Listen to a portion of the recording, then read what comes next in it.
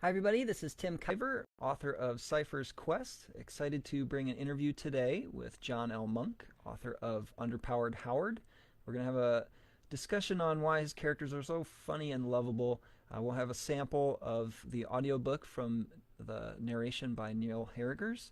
And then at the end of the show, we'll have a sample of Cipher Quest, my audiobook that is also launching today, narrated by Ryan Burke. So thank you and enjoy the show.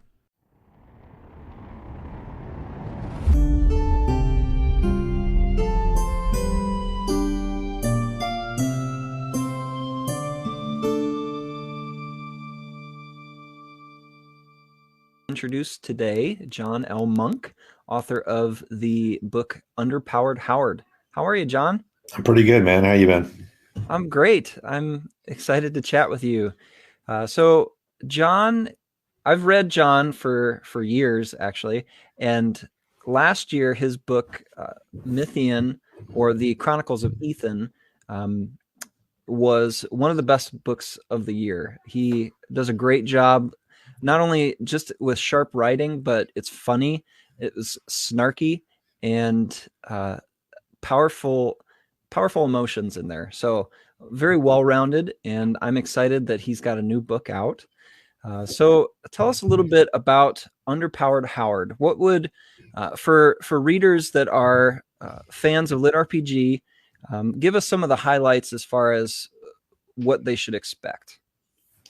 They should expect a story about a guy who cares about other players in the game and is willing to risk everything to make the game and the world and their lives better. It's also, I would hope to, it's hard to say that your stuff is funny, but I say my stuff is funny. A lot of people like it. They think it's funny. This is probably one of the funniest books I've ever written. I feel like I've read it. So when you're having fun writing a book, it almost feels like you're reading the book, if that makes any sense. So you should expect a lot of that.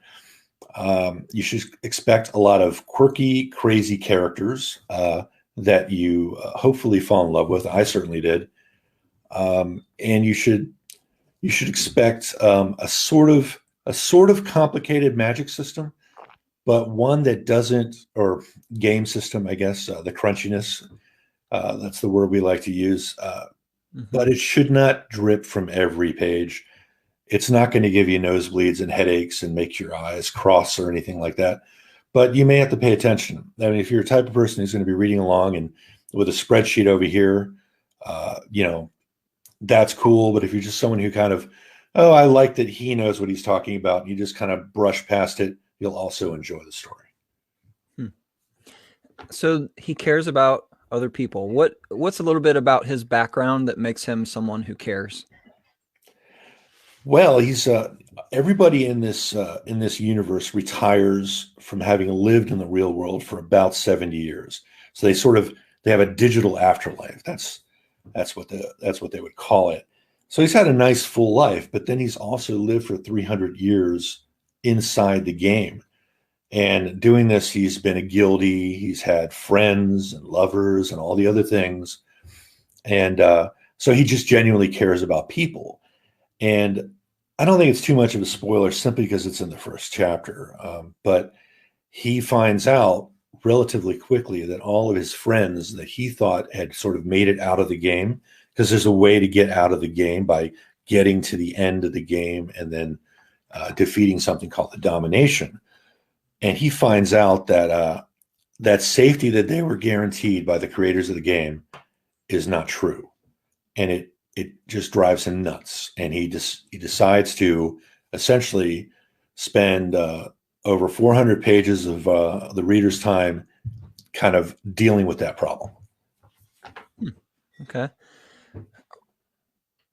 How does living 300 years in a game after your full life, how does that shape his character? The man's outfit looked like something from a 20th It's detective well, movie. it's again, I do worry about spoilers, but it's a good question. I'm sure under the desk. He learns to be less greedy, too. less He was also on the large side. less into Muscular, accumulation but of said he could things. handle himself if He things got learns rough. to The detective's really office the completed most the important mechanism, things steel filing in his cabinet, life light are up the oak people desk, that he steady knows, turning electric fan, and a coffee those machine special tucked in the times when corner. he can actually Really make a cool, difference of in other course. people's lives. I know that sounds really corny, and but Not at all. just like the game mechanics, that kind of like overripe sentimentalism doesn't drip from every page, but it's kind of like a real faint perfume that sort of kind of follows along as you read the story. Mm-hmm. Yeah. So does he have underpowered Howard? So that I'm starting to wonder what type of class he has. What is it? Race of human? Tell us a little bit about his stats. Yeah, so everybody in the game comes in as a human, but they can do quests and pay for things and do stuff to become like a dwarf or an elf or any of the basic fantasy classes. There's shapeshifters in the game. But everybody comes in as human, and he's a human. So I personally always like to play humans or be a human or think of myself as a human. So it's easier to write something that I would like to be. Mm-hmm. I would like to grow up in one day and be a human. So he's a necromancer because necromancers they're considered the most broken class in the game, which is one of the reasons why nobody plays them. But he's figured out an edge. He knows how to do something, and he's been given the tools to do something through a lot of hard work that will give him a very special edge to fix the game. So, was there a second part of that question? He's a necromancer. What was that? Class and race. Yeah. That's a good teaser. It sounds like there's a mystery there, and we don't want to spoil anything for anybody. But one of the things I'm sorry. Go ahead, John. Something you want to add to Oh, that? no. Go ahead. One of the things I enjoy about the stuck in a game style of books is the mystery behind why they're stuck, and just a little bit of teasers. Like I think of Troy Osgood, another Athon author. And by the way, so Underpowered Howard is published by Athon. We're going to have so right now we're live on our Facebook author page. It's going to publish to our YouTube channel on the 2nd, which is Tuesday. So that's the launch date. And so I also enjoyed Troy's Sky Realms and how he adds a little bit of mystery to why folks are stuck in the game. Anything else you want to add to the style of the game that people are entering and how they can play? The cover looks like it's a tournament battle. Is that sort of one of the main elements of action and plot in this book? Absolutely. Yeah. You're pretty astute, and I'm not just stroking your ego. That is literally a tournament scene. Mm-hmm. It's incredibly. It basically is it is not the inciting incident, but it is an inciting incident for the rest of the book. The style of the game itself, I've played a lot of WoW. I've played a lot of EverQuest. There is a really, I think it's cool, really cool EverQuest Easter egg in the story. And so it's kind of like that. It's very simple from a character sheet perspective. You got your strength, agility, vitality, etc. There are deeper mechanics if you go into debug mode, and you can look at that. But for the most part, it's very much there's not a whole lot of glowing icons and stuff over people's heads, and like things popping up on the screen all the time or his field of vision. There's some of that. And when or if he goes into a raid situation, he'd be able to mark things up if he wanted to. A lot of stuff kind of goes on within the interface that he can access by sort of like his eyes will kind of that will sort of phase out. He stares dully into the distance as he accesses the sheet, that kind of thing. I think it's pretty typical. Mm-hmm. Yeah. So the elephant in the room is this is connected to the same world as Chronicles of Ethan, but it's a standalone, and you don't have to read the other trilogy before you read this. Is that correct? Yes, unfortunately, my pocketbook is screaming at me right now to say that you must read the others. But I wrote this so that literally you could just come in fresh. You'll learn everything you need to know to go forward. And the other three books I love them, and you could definitely read those too. And you'll be like, oh, some of those characters are in this book and that kind of thing. But I've always been a fan of worlds. I've always been a fan of, characters, that you write story after story or read story after story about characters in a world. And I love it when old characters that you love from 5 books ago show up and start doing things, that kind of thing. So, that's the way I choose to write stories rather than, setting somebody on a trip for, 20 books. And that just feels like a slog. And if it's a slog for the reader, it's probably because it's a slog for the writer. So if you always keep things fresh, and you want an excited author. And I got to tell you, I had sleepless nights. I wrote this book. I'd come up with an idea in the middle of the night. I'd have to rush downstairs and write it, and I'd giggle myself to death because it's just fun stuff. I just had so much fun writing this, and I don't say that about every book. I mean, there are books that like I wrote a series of post-apocalyptic stories about children who are left over in the world, who, after all the adults have died. And it's very bleak. I would never say that I had such fun writing that book, but Howard's different. And even Ethan, I enjoyed writing Ethan, but there's just something about Howard that is just infectious. And I think that if people give it a try, they're going to notice it. Well, I'm excited. This is going to be a big, exciting day for me to re-listen to that. So, you mentioned before the cast? Tell us a little bit about the cast of friends and other characters to interact with Howard.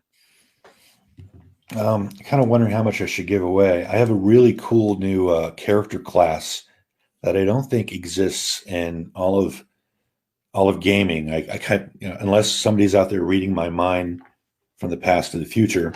And I wouldn't mind telling you the name of the class, but I'm not sure. Does that constitute a spoiler? I'm very prone to giving spoilers, by the way. I love to just talk about my work. We can hold off on that then. We'll let the readers discover that. I will say that there's a couple, meaning a man and a woman, a wife and husband, in the story who spend a considerable amount of time with Howard.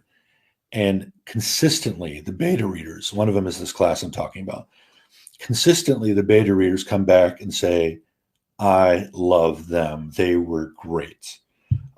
There's a boat adventure. There's a boat adventure sailing on the high seas and, batten down the hatches and all that kind of stuff. Really, I took really good care to make it period specific without driving you nuts. If you ever read Master and Commander in that series, it's very difficult writing, but I didn't want to go to that complexity, but it's still realistic. And so some of the characters on that boat are, pretty cool and fleshed out. Yeah. So it's not just a tournament style book. It also has high seas adventures and what else? has high seas adventures. It has desert adventures. It has island adventures. It has, if you've ever read the Chronicles of Ethan, you know that there's 4 wards. Wards are like continents stacked one over the other. And the higher the ward you go, the more dangerous things get.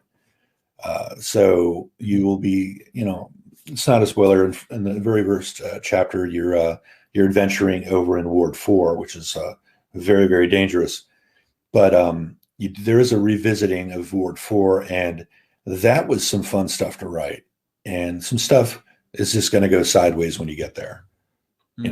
It's pretty tough. Cool. Well, I'm looking forward to that. So we have a sample from Athon, the audiobook narrated by Neil Harriger. we're gonna play, or I'm sorry, I knew I said it wrong. Neil Harrigers. He's one of my favorites too. So that's an awesome grab to get him. Could you introduce us to this scene that we're gonna play for the sample? Yeah, this is another curious character I have in the story. It's a character named Parker, and it's based off of the Robert B. Parker Spencer series. So Parker could be a first name, could be a last name. Spencer could be a first name, could be a last name. And although I didn't put it in the book because that would be stealing, if you ever read the Spencer novels, somebody will ask him, "Is that your first name or your last name?" And in first person narrative, the main character says, "So I told them." So you'll never hear. Anyway, I love that character so much. I made a character called Parker, and he's a gumshoe detective in a fantasy world. And he's a very odd guy. And he dresses in like modern clothing and has transmogrified coffee machine and a transmogrified fan. It's all rune powered, but you transmog it to look like cheap plastic. And so he's doing a service for the main character. He's helping the main character kind of transfer funds from a previous incarnation of his character to this new one, the Necromancer. Go. In a departure from every other player in Mythian, the man's outfit looked like something from a 20th century detective movie. White button-down shirt, loose tie, and a light-colored blazer with patches at the elbows. I'm sure under the desk I'd have found retro leather shoes, too. He was also on the large side, muscular in a way that said he could handle himself if things got rough. The detective's office completed the anachronism. Steel filing cabinet, beat-up oak desk, slowly turning electric fan, and a coffee machine tucked in the corner. Rune-powered, of course, and transmogrified to look like cheap plastic.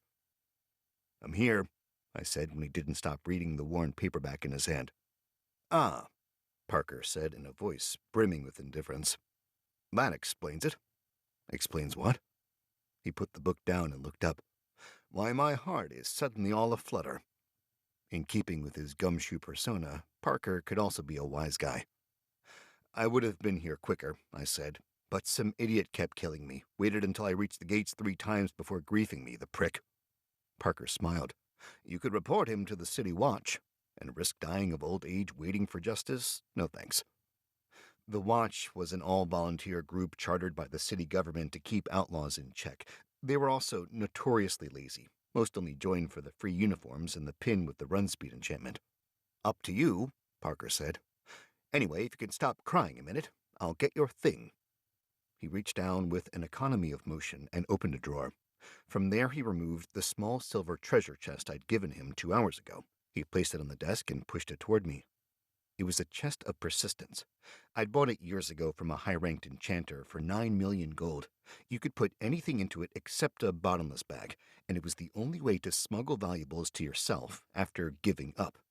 Bank accounts wouldn't work, hiding treasure in the woods wouldn't either, and neither would handing it off to someone to give back. Anything not in the chest before giving up would disappear as soon as you reached for it. "If you ask if I opened it," Parker said, "I promise not to be offended." "Then I won't ask." He cocked his head. "What's with you, anyway?" "What do you mean?" "You're not the only one I do this for," he said, gesturing at the chest. "But you're the only one who's leveled up in 20 classes. 15, I corrected him. You can only give up once a year. 15, like I said. Some people say you do it to clear your karma. That true?" Karma was a hidden stat all players had. As such, not everyone believed in it. The more you exploited the rules, the more it would drop, spoiling your luck. "Maybe I'm just a rebel," I said. "I hear women like rebels. Maybe I should try rebelling." He rubbed his chin thoughtfully, eyes on the chest. "Every time you give me one of these, it's lighter than before. Just a little. This time, it's heavier." That was surprising. You noticed. I'm paid to notice things. I paused and thought, then figured what the hell. Usually it's just gems bought with gold from my hotshot days, fewer each time because I have no way to replenish them. But this time I added something new. "Yeah, what's that?" "An item that's never been seen in Mythian as far as I know." "You're gonna tell me?" "Not yet," I said. "But you'll definitely find out. Of that, I promise you. I was being vague on purpose. Parker was probably the most honest person I'd ever met, which is why I kept hiring him for these little handoffs. That said, if he knew the full extent of my plans, he might try to stop me. Now I really am curious, he said. Before I was just faking it. What class you going for this time? Necromancer. Parker looked puzzled. Could be I'm losing my touch, doubtful, but if recollection serves me, you've played that one before. You actually remember? I'm paid to remember things. I smiled. You're right. I tried Necro 10 years ago, and before you ask, yes, they're definitely underpowered. Broken for anything but PvP. Oh yeah, he said, pointing at me. That's the other thing they say about you. Underpowered Howard is looking for the perfect character class. Much like the proverbial telephone game, the story of my nickname had morphed from the guy who whines about the domination to the guy who calls every class he fails at underpowered. Not that I minded. Actually, no, I said. That's just a cover. For what? Instead of answering, I tucked the chest under my arm and smiled. You should have looked when you had the chance. For the next section, we're going to talk a little bit about gaming. So you mentioned some WoW and EverQuest. If you could pick one of your two favorite games, what would you pick right now to play and why? Two favorite games. Oh man,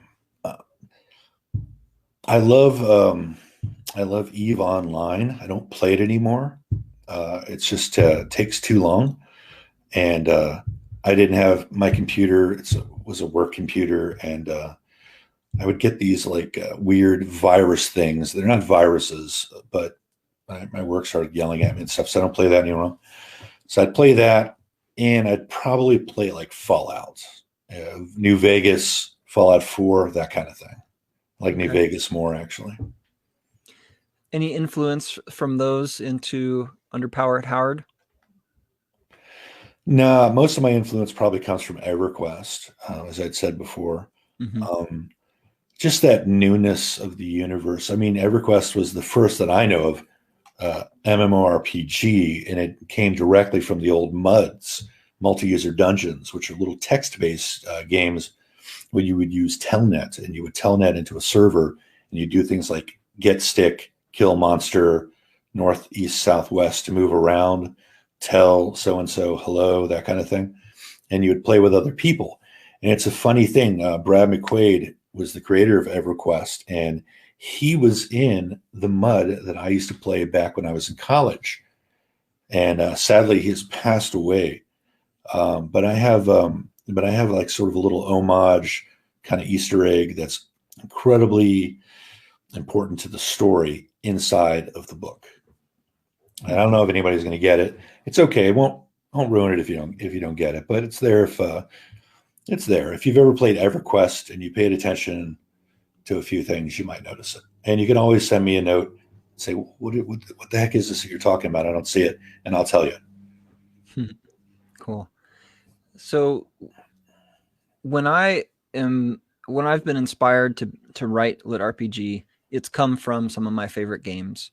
And the things that, like for me, it was Final Fantasy VI, and the fact that that game's over, but I'm still alive and I want to have fun like that. And so I put that into my books. Nice. Do you feel like, what would you say maybe about EverQuest that you would say, I wanted to change it a little bit, or I wanted to enhance something when you were putting the story together in this world? Change something or enhance something. Oh, well,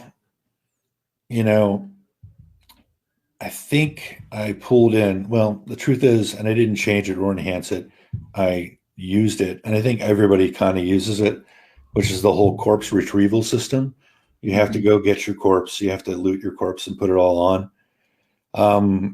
I love that sort of, actually, no, I did sort of, I did improve that actually. I have no loot gear because it's very, very hard for certain things to happen in the story if people can just take the thing off of you. Okay. So I guess that's an improvement. and I couldn't have done the story without that improvement. Mm. But that was a game mechanic that kind of carried over from the old MUDs, multi-user dungeons. You would die way off in the castle of blah, blah, blah, and your gear and your body were there, and you would appear back in the inn. You have to run all the way up there, dodging everything you could along the way, getting hit and going, oh, and just keeping going and hoping they didn't chase you, and you would get your gear, put it all on, heal up, and then go and, kind of pick up from where you left off. EverQuest did that too. WoW did not do that. You died, you show up in a graveyard, and you have all your gear on. So they fixed it that way. I guess I fixed the EverQuest thing by saying, yeah, there's some no loot gear. Yeah. Cool. So for this last part of the interview, talking as an author to share the craft, what would you say for Underpowered Howard was a challenge that maybe even in the drafting stage that you were thinking, I want to make, because we always want to make our next book better. What did you feel like after having written the 3 books of Chronicles of Ethan, that you wanted to make this one better from what you learned in that experience? Right. Well, I learned from that experience that readers typically, the typical reader, like 60%, tended to want a younger seeming main character. Whereas in, the Chronicles of Ethan, the main character is a 70-year-old guy who hates video games. And he's looking for his dead wife. So it's very dour from that perspective. A lot of LitRPG writers don't want to read dour. Right? I would say like 60% probably don't like that. And they don't want to read about a guy who doesn't like games. And, they'll put up with it if it's a good story, and maybe they'll kind of come around. But for the most part, those are some knocks against you as you go in. Ethan was an attempt to address that. He likes games. He purposely came here. He enjoys it. He's not grumpy. Yes, he's 70 or 370, but he's young at heart. And the characters he runs into are very young at heart and silly and ridiculous and amazing. I feel like I'm patting myself on the back here, but there are all those things that I think, yeah. I also try to make it a little bit more crunchy than Ethan, and that was a big challenge because, it's, how it is. You're trying to write a story, and you're like, I love you. No, I love you too. I have to protect you, but first I have to do math. So having to stop from the writing, the righty side to go over to the analytical side constantly or regularly was and is a challenge.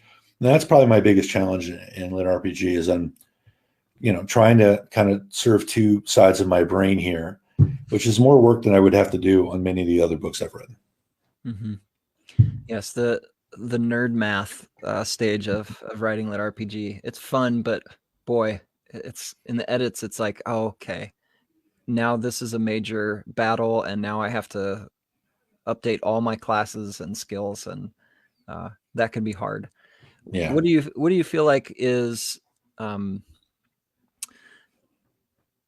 where you're hitting the ground running with this book, with it being a standalone?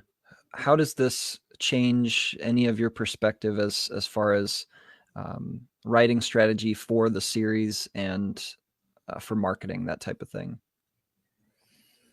Oh, for marketing, you could argue that offering people a book in a story that ends and will never continue is a bad thing. Or you could look at it as I don't have to wait for the next book, and that's a good thing. So you would market it that way. You'd say, hey, here's a book that you don't have to wait. The series is complete. That said, I think that people are going to like Howard quite a bit and the other characters, and they're going to want more. So what I would probably do is write the continued adventures of Howard. I don't mind writing, but basically if I wrote another Howard book, it would also wrap up completely by the end. So no cliffhangers, no, now we must go and do these things to solve the problem from the last book. all problems would be solved. So there's always an opportunity to kind of expand on a universe and still use the same character. But there will be no like Howard 1, Howard 2, you must read this first, you must read this second, that kind of thing. Mm-hmm. Well, I think there was another part to your question. Do you feel like this? So I was in trying to say hitting the ground running. Sometimes it feels like we're in a groove. Where do you feel like in your writing that this book was like a groove for you? You mentioned waking up in the middle of the night and just laughing to yourself as you write. Any other elements that you feel like are really starting to kick in after practice? There's one little thing I like to do in the story that is for me, but you can enjoy it too. I love writing hilarious and nutty and Easter egg laden item descriptions and game. I like writing these kooky characters that show up in the game and announce the tournament rules. For example, there's a guy and silly. Like here's the thing: the story. It's a serious game with the serious characters. They are serious. They're realistic people, but it's a game too, and you can have fun. And there are some pretty outrageous things and situations in the story. And I have my groove, the thing that I do well, if I had to pat myself on the back again, I hate doing it, is I love being creative about things that are a little bit absurd. I like writing jokes and being funny and poking fun and being risky to the point where maybe I'm going to offend somebody out there a little bit. I just love. In fact, the closer I get to offensive is the more that some people are going to laugh. Although I wouldn't say it's an overly offensive book. Yeah. Yes, we were working together on your book description. You made me laugh 2 or 3 times, so it's prevalent through your work. So good job, John. Oh, thanks. What's your goal for 2021? What are you trying to build on now that this book's releasing? I actually have no specific plans. It's not a good author strategy to wait to see how a book does, but I do want to see how it does, because if it's really well received, then maybe like I was thinking about doing some space opera, right? Which isn't LitRPG. I was thinking about doing some space opera, but if the fans are going nuts for it, I could definitely stay back. I could stay in the universe of Mythian for a little while, and put that other project on the back burner. Other things I have to do have nothing to do with LitRPG or writing. I'm working on a YouTube channel that I have, and I'm getting a new computer for it so I can render files faster, that kind of thing. And I'm super excited about that. I have a new camera. I like to sell stock photography. I want to get a little bit more serious about that. I have a new macro lens coming, so I can do real close-up shots of pennies and little flowers and insects and things like that. So that's kind of my 2021 goal is yes, right. But, I have no specific plans about what I'm going to write other than I kind of wanted to do some space opera, but I don't mind spending some more time in Mythian if there's a real clamoring for it. Mm-hmm. What's your YouTube channel going to be about? Well, I have 3 videos up now. It's called Start Packing. All one word, if you could find it. And basically, it's the most boring thing in the world, maybe. But my wife and I are thinking about moving, and we were looking for videos on like where to move, what it's like to live here, what's it like to live there. And there's surprisingly not very many good ones out there, good channels. They focus a little too much on one thing or another, or the YouTuber is terrible when you get on there. So I thought, okay, this is a ripe opportunity. This is a missing thing. So we're making videos on what it's like to live in Alabama, for example. What can you expect for how much houses are going to cost, how much you're going to make, what's the climate like, what's the culture like, that kind of thing. So yeah, that's it. We want to get all the states done. We want to do some top 10s, top 5s, and stuff on moving companies and stuff. It's just a topic channel, and It's very intensive CPU power, so I have to get a new computer. Cool. Well, it's good to have some hobbies, and I'm glad that you're having fun. We appreciate all the hard work that you put in to make these books for us. And as a reader and a fan, thank you, and I'm looking forward to it. Dude, thanks. So for the last part of our show, I'm going to play a clip of my book, Cipher Quest. It's going to also be releasing on John's Day. Among others, there's a lot of audiobooks coming out right now, but we'll play a sample there. Ryan Burke is the narrator, and fell in love with his work through Jacob Tanner's Arcane Kingdom Online, and just excited for the characters that he brings to life. Thanks for joining us, John, and we'll have links in the show notes to your books, and we'll catch you later. Hey man, it was great. Thanks. You're welcome. All right. An eye emerged from the black metal door, red and tiny, then followed by more. Eve spiders, messengers from the Osuna Empire. If Cullen failed the test of entry, a greater threat would soon follow. A shiver tickled down his back. He'd seen Eve spiders devour prey. Their process was quick. Beady red eyes and a mass of hairy black bodies quickly covered the door before him, close enough to jump. One, larger than the rest, climbed out from the bulging surface, venom dripping from its fangs. Cullen breathed. It's not real. The spider froze. Then a blue light shone out of its eyes, scanning Cullen's retinas for the bounty hunter ID that allowed him to be here. The one his sidekick, Torek, had forged. The light faded, but the spots in his vision... All right, folks, I think that's a wrap. Have a great day. I'm going to have some lunch and do some, maybe do some editing. Probably play Minecraft with my son and Barbies with my daughter, and remind my wife that I love her and I appreciate her time. Have a great day.